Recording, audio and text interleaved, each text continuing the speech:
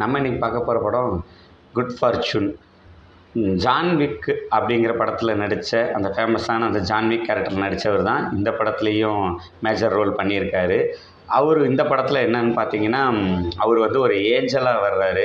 இந்த படத்தோட கான்செப்ட் என்ன அப்படின்னு பார்த்துக்கிட்டோம்னா, இந்த படத்தில் வந்து ஒரு இந்தியன் கேரக்டர் ஒருத்தர் இருக்கார். அவர் வந்து ரொம்ப வறுமையில் இருக்கார். இன்ஜினியரிங் முடிச்சுட்டு ஆர்கிடெக்சர் முடிச்சிட்டும் எந்த ஒரு வேலையும் இல்லாமல் ரொம்ப வறுமையில் சாப்பாட்டு கூட ரொம்ப கஷ்டப்பட்டுக்கிட்டு தங்குறதுக்கு இடம் இல்லாமல் ரொம்ப கஷ்டத்தில் வாழ்ந்துக்கிட்டு இருக்க ஒரு பையன். ஆனால் நல்லா ஆக்டிவாக எல்லாமே இருக்கான். இன்னொரு கேரக்டர் பார்த்திங்கன்னா, நல்ல ஒரு ரிச்சான ஒரு ஹை லெவல், அவரோட ஃபுல் டைம் ஜாப்பே வந்து ஜாலியாக என்ஜாய் பண்ணுறது தான், பணத்தை செலவு பண்ணுறது தான். இப்படி அப்படியே இந்த பையனுக்கு ஆப்போசிட்டான ஒரு கேரக்டர்ஸு.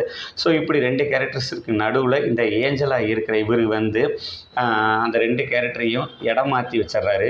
ஒரு நாளைக்கு ஓன் பிரச்சனை என்னன்னு அவன் தெரிஞ்சுக்கணும், அவனோட பிரச்சனை என்னன்னு நீ தெரிஞ்சுக்க அப்படிங்கிற மாதிரி 2 பேர்த்தோட இடத்தையும் ஷிஃப்ட் பண்ணிடுறாரு.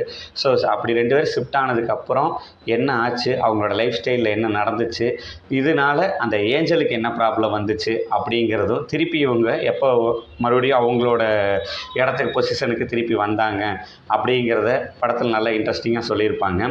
படம் ரொம்ப ஆக்ஷன் அந்த மாதிரி எதுவுமே இல்லை. படத்தில் வந்து ஒரு ஜாலியான ஒரு ஒரு மெலோடி ட்ராமாவாக போயிட்டுருக்கோம்.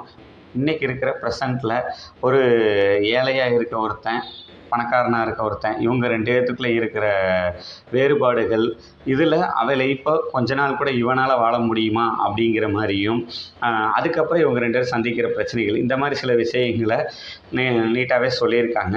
படத்தில் பெரிய அளவில் ஆக்ஷன் சீக்வன்ஸோ அல்லது சஸ்பென்ஸோ அந்த மாதிரி எதுவுமே இல்லை. படம் ஒரு நார்மலாக ஒரு ட்ராமாவாக பார்க்குறதுக்கு ஒரு நல்ல படமாக இருந்துச்சு. ஸோ கண்டிப்பாக ஃப்ரீ டைம் இருந்தால் பார்க்கலாம் அப்படின்னு சஜஸ்ட் பண்ணுறேன். ஸோ பாருங்கள். நம்ம சேனலை சப்ஸ்கிரைப் பண்ணாதவங்க சப்ஸ்கிரைப் பண்ணுங்கள், லைக் பண்ணுங்கள், ஷேர் பண்ணுங்கள், கமெண்ட் பண்ணுங்கள்.